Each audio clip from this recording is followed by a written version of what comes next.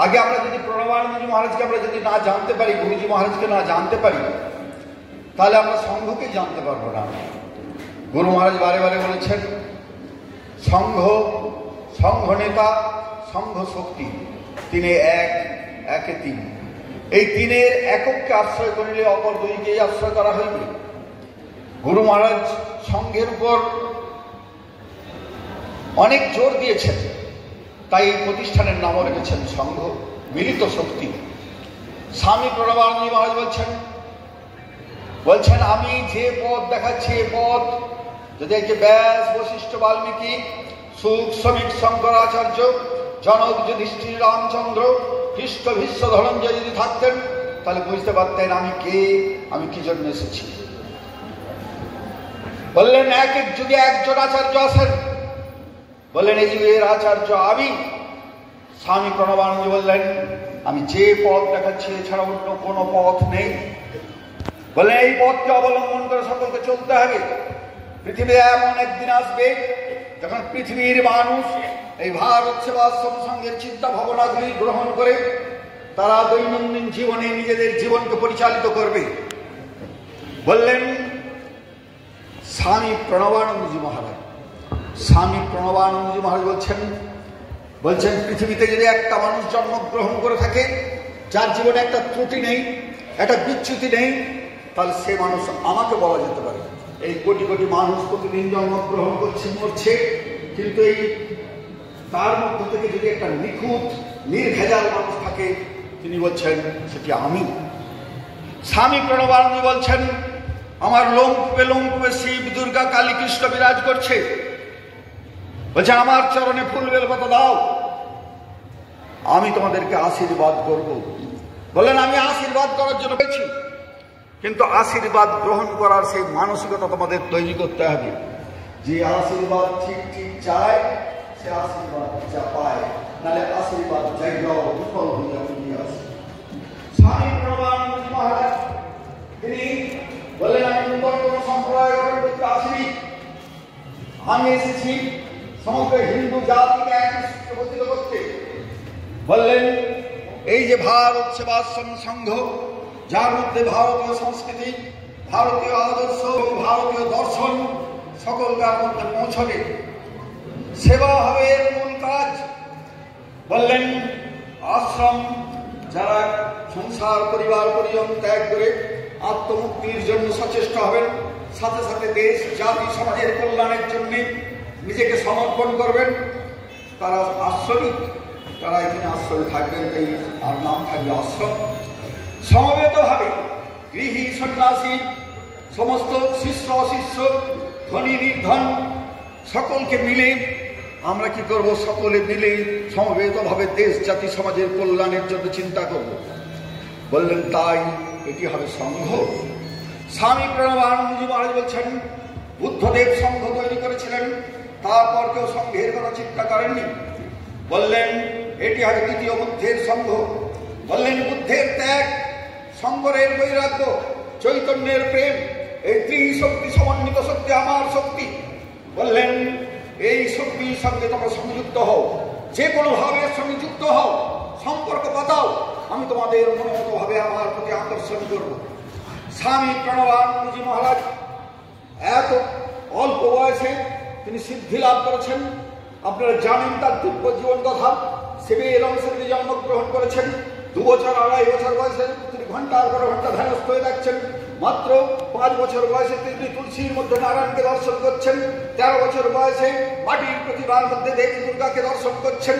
মাত্র 15 বছর বয়সে ওই গুরু বাবা গম্ভীরনাথজির কাছ থেকে দীক্ষা নিয়েছেন গোরখপুরে। কাশীধামে এসে নির্বিকল্প সমাধিতে সিদ্ধি লাভ করছেন। তিনি গ্রামে ফিরে আসছেন, তিনি সেবা কাজ করছেন। আচার্য প্রফুল্লচন্দ্র রায় ইত্যাদি তার সঙ্গে কাজ করছে। স্বাধীনতা সংগ্রামীরা তার কাছে আশ্রয় গ্রহণ করছে, আহারের ব্যবস্থা করছেন, তাদের বিভিন্ন রকম সাহায্য সহযোগিতা করছেন। স্বামী প্রণবানন্দজি মহারাজ মাত্র 20 বছর বয়সে তিনি প্রত্যেক দিন ব্যায়াম করতেন। 2000 বার ঘুঘুর ভাসতেন, 2000 বার গান বৈঠক দিতেন। যখনই ঘুম আসতো তিনি নদীতে সাঁতার কাটতেন, তাহলে ব্যায়াম করতেন। তিনি 5 বছর ঘুম কাকে বলে জানতেন না। স্বামী প্রণবানন্দজি বলছেন ঘুম আবার কিসে, মাসের মধ্যে 4 দিন ঘুমালে যথেষ্ট। তোমরা স্বাভাবিকভাবে 4 দিন ঘুমাও, 4 ঘন্টা করে ঘুমাও। অতিরিক্ত নিদ্রা মানুষের সমস্ত শক্তিকে নষ্ট করে দেয়। বললেন নিদ্রাকে জয় করতে হবে। স্বামী প্রণবানন্দ মহারাজ মাত্র ওই 20 বছর বয়সে তিনি কি করছেন, ওই মাঘী পূর্ণিমা তার জন্ম হয়েছিল, ওই পৌষ পূর্ণিমার দিন বসেছেন আসন করে, ত্রিশূলকে হাতে ত্রিশূলকে প্রথিত করে সংকল্প গ্রহণ করেছেন, হয় মৃত্যুকে বরণ আর নাহলে সংকল্প সাধন। পৌষ পূর্ণিমার দিন বসেছেন, লড়া নেই, চড়া নেই, খাওয়া নেই, দাওয়া নেই, তিনি এক আসন গভীর ধ্যানে নিরত হয়েছেন। মাঘী পূর্ণিমার দিন যখন তার 20 বছর পূর্ণ হয়েছে, তিনি সিদ্ধি লাভ করেছেন। তিনি আসন থেকে উত্থিত হয়ে বলছেন, এই বিশ্ব নিয়ন্ত্রী শক্তি আমার মধ্যে লীলাগত। তিনি সন্ন্যাসী ব্রহ্মচারী ভক্তদের ডাকতে বলছেন, যাও যাও যাও, তোমার ঘরে ঘরে আকাল বৃদ্ধ বনিতা সকলকে মহাশক্তির সংস্পর্শে নিয়েছো। আমার এই কঠোর তপস্যাধনায়, আমার এই জীবনে যে মহাশক্তির স্ফুরণ ঘটেছে, তা সমগ্র জাতিকে মুক্তি প্রদান করতে সমর্থ। স্বামী প্রণবানন্দ মহারাজ এই ভারত সেবাশ্রম সংঘ তৈরি করেছেন এবং তার সেই দিব্য সংঘ, তার সেই দিব্য সেই শক্তিকে জগতের মধ্যে বিলিয়ে দিতে চেয়েছেন। সমস্ত মানুষকে তিনি বলছেন এই একজন নয়, সমগ্র মানব জাতিকে মুক্ত করে দিতে পারে। বললেন আমার এই অধ্যাত্ম শক্তি।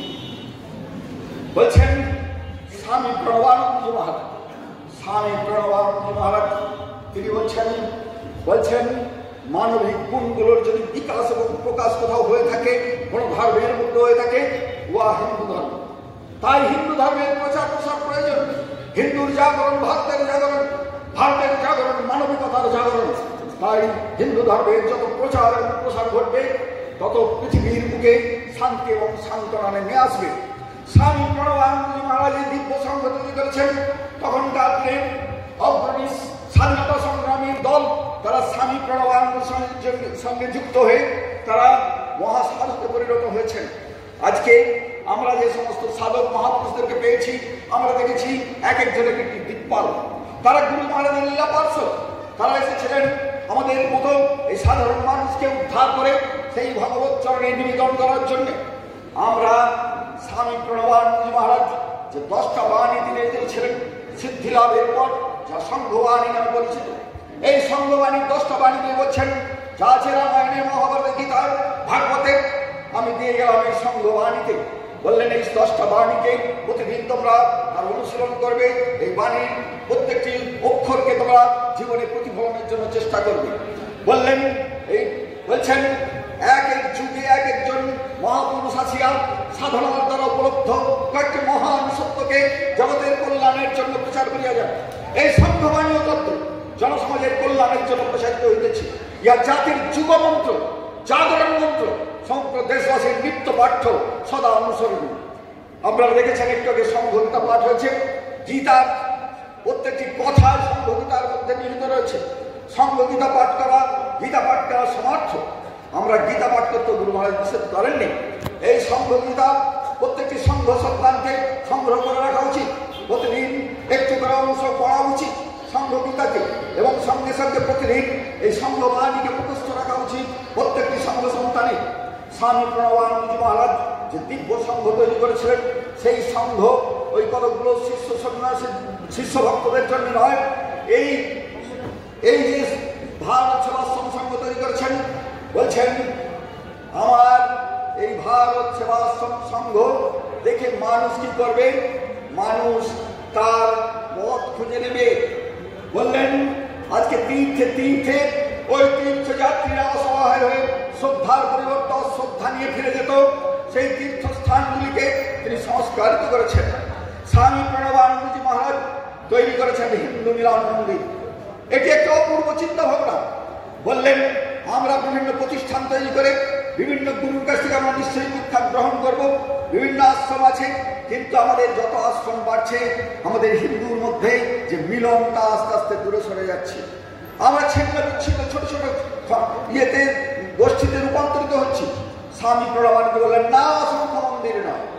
মুসলমানের যেমন মসজিদ, খ্রিস্টানের যেমন চার্চ, হিন্দুর তেমনি তৈরি করো হিন্দু মিলন মন্দির। গ্রামে গ্রামে শহরে শহরে একটা করে মন্দির তৈরি করো, নাম দাও হিন্দু মিলন মন্দির। বললেন যে যে গুরুর কাছ থেকে তুমি দীক্ষা গ্রহণ করতে পারো, তুমি দীক্ষা নেবে, নিশ্চয়ই অবশ্যই দীক্ষা নেবে, কিন্তু তোমার প্রথম এবং শেষ পরিচয় তুমি হিন্দু। তোমার শিব দুর্গা কালী কৃষ্ণ সব এক, তোমার রামায়ণ ভগবদ্গীতা, তোমার হরিনাম সংকীর্তন এক, তাহলে তোমরা দীক্ষা নিয়েই তোমরা কি আলাদা আলাদা হয়ে গেলে? তোমরা বললে আমি কুর্সি শিক্ষিত। তাই স্বামী প্রণবানন্দ বললেন একটা করে মন্দির তৈরি করো, যেখানে সমস্ত গুরুর সেখানে উপাসনা হবে, পূজা হবে, প্রার্থনা হবে, সাপ্তাহিক উপাসনা হবে এবং সেখানে গুরুর তিথিগুলিকে তোমরা পালন করবে তোমাদের যার যার গুরু। কিন্তু সেখানকার সেই মন্দিরের মধ্যে আমরা যদি কেউ বাজিতপুর যান দেখবেন গুরু মহারাজের যখন পূজা হতো না তখন ওঙ্কার করে ওঙ্কারের উপর পূজা করা হতো। এখনো পর্যন্ত গুরু মহারাজের যে সমাধি ক্ষেত্র সমাধি বেদিটি রয়েছে প্রত্যেক দিন ফুল দিয়ে ওঙ্কার করা হয় এবং তারপরে আরতি করা হয়। বললেন এই হিন্দু মিলন মন্দিরে ওঙ্কার রাখে এবং সমস্ত হিন্দু সমাজকে টেনে নিয়ে আসতে হবে। আমরা ছোট ছোট গোষ্ঠীতে পরিণত হয়ে যাচ্ছি। আমরা হিন্দু মিলন মন্দির করতে করতে মিনি ভারত সেবাশ্রম সংঘ তৈরি করছি, ছোট ছোট ভারত সেবাশ্রম সংঘ করে ফেলছি। আমরা হিন্দুর মধ্যে মিলন তৈরি করতে পারছি না। যদি ভারত সেবাশ্রম সংঘের শীর্ষ রাষ্ট্র মিলন মন্দির আসছে আর কেউ আসছে না। তার কারণ তোমরা সেখানে তৈরি করেছো কি সেখানে প্রণবানন্দজি মহারাজ বলেছেন যে কিন্তু থাকবেন কিন্তু স্বয়ং ভগবান, কিন্তু সমস্ত গুরুদেরকে সমান মর্যাদা আমরা দেবো। তারা যখন যে উৎসব অনুষ্ঠান করতে আসবে তাদেরকে দেবো। আমার সমাজের মধ্যে থেকে যারা শ্রেষ্ঠ গুণী আছে, যাদের মধ্যে সংগঠন ক্ষমতা আছে, যে সে অন্য গুরু শিষ্য তাকে হিন্দু মিলন মন্দিরের মধ্যে টেনে নিয়ে আসতে হবে, তবেই তোমার হিন্দু মিলন মন্দির বাঁচবে। আর তোমরা কি করছো? শুধু শিষ্য ভক্তদেরকে নিজেরাই খিচুড়ি খাবে, নিজেরাই পূজা পাঠ করবে, ঝগড়া করলে নিজেরাই করবে, আনন্দ করলে নিজেরাই করবে। তাই হিন্দু মিলন মন্দিরগুলো একটু কার্যকরী হয়নি। তাই গ্রামে গ্রামে শহরে শহরে আমাদেরকে হিন্দু মিলন মন্দির তৈরি করতে হবে না, গ্রামের লোকেরা হিন্দু মিলন মন্দির তৈরি করবে। যে হিন্দু মিলন মন্দির বলছেন এই হিন্দু মিলন মন্দিরের জাল ফেলে আমি সমস্তকে একই সূত্রে গঠিত করতে চাই। যদি পৃথিবীর এক প্রান্তে কোনো হিন্দুর উপর অত্যাচার হয় সঙ্গে সঙ্গে পৃথিবীর হিন্দু তার প্রতিবাদ করবে, প্রতিরোধ করবে, প্রয়োজন হলে প্রতিশোধ গ্রহণ করবে, তবে এই হিন্দু জাতি বাঁচবে। আমাদের এই মিলন ঐক্য আমাদের প্রয়োজন। স্বামী প্রণবানন্দজি মহারাজ বললেন তুমি হিন্দু দুর্বল, তুমি ভীরু, তুমি কাপুরুষ, থাকিয়ে রাখো তোমার দেবী দুর্গার হাতে দশ প্রহরণ, কালীর হাতে রক্তাক্ত খড়গ, শিবের হাতে শানিত ত্রিশূল, রামচন্দ্রের হাতে ধনুর্বাণ। এ দেখে কি মানুষ কখনো দুর্বল হয়, ভীরু হয়, কাপুরুষ হয়? আমরা সেদিন একটি কথা শুনছিলাম, একটি মুসলমান ভদ্রলোক তাদের পাঠ করছে, সেখানে বলছে দেখো হিন্দুরা কি বলে, হরে কৃষ্ণ হরে রাম, হ তোরা হ কৃষ্ণ হ, হরে ওরে তোরা কৃষ্ণ হ, ওরা রামচন্দ্র হ, হরে কৃষ্ণ হরে রাম। আমরা রামচন্দ্রের শক্তিকে ভুলে বসে আমরা শুধু 56 পদের ভোগ নিবেদন করতে শিখেছি, কিন্তু আমরা কৃষ্ণের মতো বলিষ্ঠ হতে পারিনি, অন্যায়ের প্রতিকার করতে শিখিনি কো, প্রতিবাদ করতে শিখিনি কো, প্রতিরোধ করতে শিখিনি কো। আমরা রামচন্দ্র হতে পারিনি। আমরা হরে হলাম না, হরে তোরা রাম হ, তোরা কৃষ্ণ হ, সেটা আমরা হলাম। আমরা লক্ষ্যবার হরিনাম কীর্তন করছি। তাই আমাদেরকে সকলকে কৃষ্ণ হতে হবে, সকলকে রামচন্দ্রের মতো শক্তি হতে হবে। স্বামী প্রণবানন্দ মহারাজ বললেন এই হিন্দু মিলন মন্দিরের সাথে সাথে থাকবে হিন্দু রক্ষী দল। আপনারা দেখছেন কয়েকজন রক্ষী দল এসেছে আসাম থেকে। এরা সমস্ত কর্মকর্তা ওখানকার প্রচারক, গ্রামে গ্রামে সব বাইক নিয়ে ঘুরে বেড়াচ্ছে, চা বাগানে ঘুরে বেড়াচ্ছে। হাজার হাজার ছেলে তৈরি হয়েছে ওখানে আসামে। আজকে হিন্দু রক্ষী দল তাদের সকলকার হাতে ত্রিশূল ধারণ, ছোট ছোট ত্রিশূল তাদের ব্যাগে থাকে। তারা প্রতি মাসে মাসে অভ্যাসবর্গ করছে, প্রতি বছরে কয়েকবার করে বড় বড় ট্রেনিং ক্যাম্প হচ্ছে, যেগুলো শিবির বলা হচ্ছে, প্রশিক্ষণ শিবির সেখানে তৈরি করা হচ্ছে। সেখানে প্রান্ত সমস্ত রাজ্যের একটা কমিটি রয়েছে, প্রতি জেলার কমিটি রয়েছে, প্রতিটি মহকুমার কমিটি রয়েছে, প্রতিটি গ্রামের কমিটি রয়েছে, খণ্ড প্রখণ্ড বলে কমিটি করে দেওয়া হচ্ছে। 15 জন করে তাদের কার্যকর্তা থাকছে। সমস্ত নিয়মিত সেখানে শিবির হচ্ছে, সেখানে লাঠি খেলা শেখানো হচ্ছে। প্রতি বছর দুর্গাপূজার সময় মহাষ্টমীর দিন সেখানে অস্ত্র পূজা করা হচ্ছে। হাজার হাজার অস্ত্র ছেলেরা নিয়ে আসছে, রামদাটা নিয়ে সমস্ত পূজা করা হচ্ছে অন্যায় করার জন্য। শোভাযাত্রা হচ্ছে, হাজার হাজার ছেলে অস্ত্র নিয়ে বেরিয়ে পড়ছে। আজকে হিন্দু সুরক্ষিত হয়েছে। আপনারা জানেন গত 22 সালের একটা হিসাব, যত জায়গায় যেখানে রক্তের প্রয়োজন হচ্ছে হসপিটালে, জেলা হাসপাতালগুলোতে, মেডিকেল কলেজে প্রায় 2000 ইউনিটের বেশি রক্ত তারা দান করেছে গত বছর এই হিন্দু রক্ষী দলের ছেলেরা। আজকে স্বামী প্রণবানন্দজি মহারাজ চেয়েছেন, তার চিন্তাটা ছোট ছিল না, তার চিন্তা হচ্ছে বৃহৎ সকলকে নিয়ে।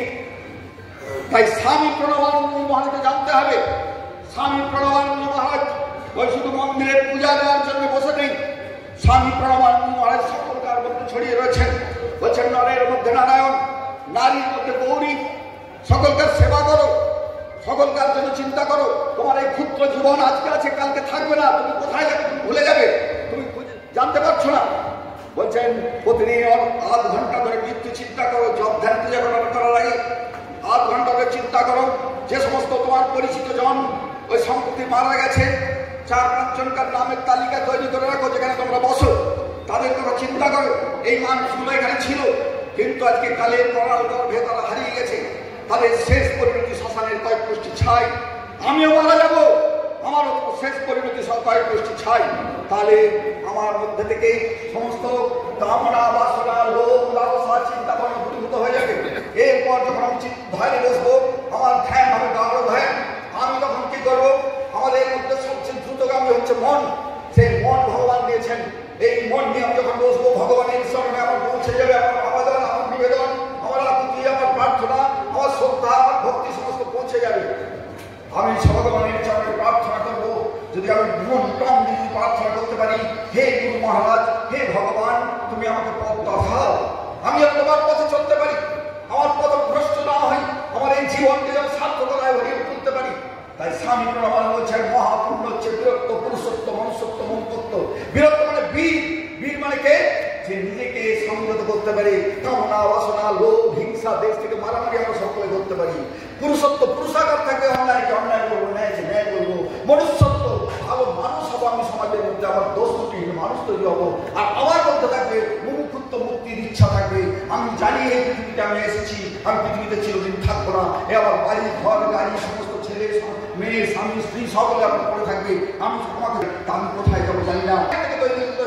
স্বামী প্রণবানন্দজি বললেন সেই মহামুক্তি হবে তোমাদের মধ্যে আলোচনা করবে মিলন মন্দিরে, আশ্রমে, ভক্তদের মধ্যে।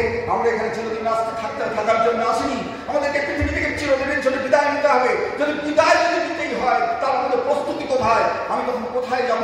তাই এখন থেকে আমাকে প্রস্তুতি নিতে হবে, যাতে শ্রী গুরুর কৃপা, তার আশীর্বাদে আমার জীবনকে ধন্য এবং কৃতার্থ করতে পারি।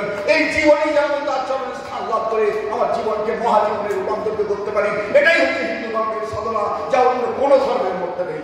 তাই স্বামী প্রণবানন্দজি মহারাজকে জানতে হবে, স্বামী প্রণবানন্দজি মহারাজকে চিন্তা করতে হবে। স্বামী প্রণবানন্দজি মাত্র 44 বছর এই হরিল সংগঠন করছেন। স্বামী প্রণবানন্দজি বলছেন আমার দীক্ষা মন্ত্র তোরা যদি ঠিক মতো জপ করিস, তাহলে দেখবি তোরা উদ্ধার হয়ে যাবি। বললেন জপটা কর, একটু সিদ্ধ মন্ত্র, বিপদ আপদে ঘন ঘন জপ করবি। একটি ছোট্ট ঘটনা বলে আমার বক্তব্যের উপসংহারটা আনবো। একটি ভদ্রলোক, তিনি যখন ওই দ্বিতীয় বিশ্বযুদ্ধের সময় তিনি কি করছেন, ওই নৌবাহিনীতে কাজ করেন। তিনি কি করেছেন, স্বামীজির কাছে এসেছেন, গুরুজি মহারাজের কাছে দীক্ষা গ্রহণ করেছেন।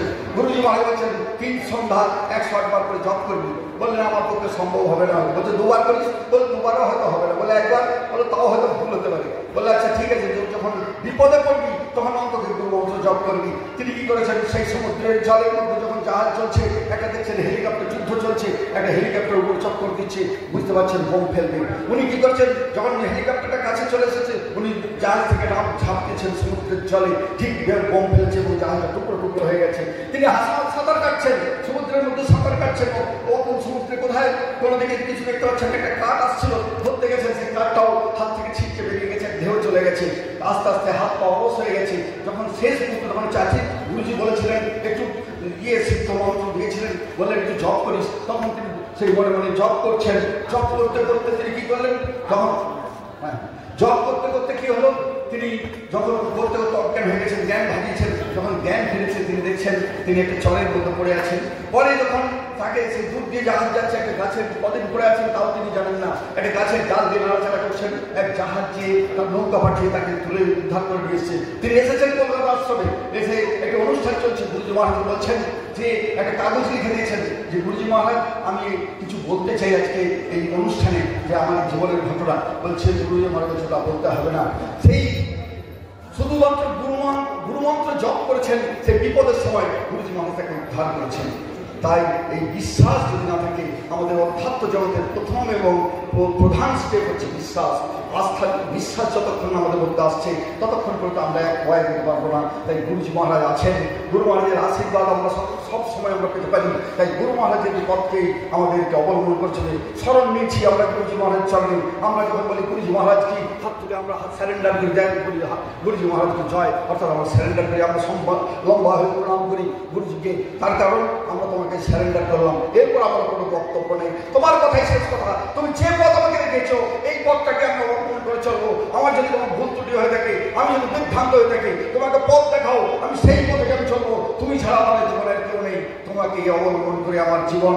তাই তুমি আমাকে আশীর্বাদ করো, তুমি আমাকে কৃপা করো, তোমার সেই কৃপা এবং আশীর্বাদে আমি আমাকে এই জীবনকে ধন্য করতে পারি। ওম শান্তি শান্তি শান্তি। প্রণাম।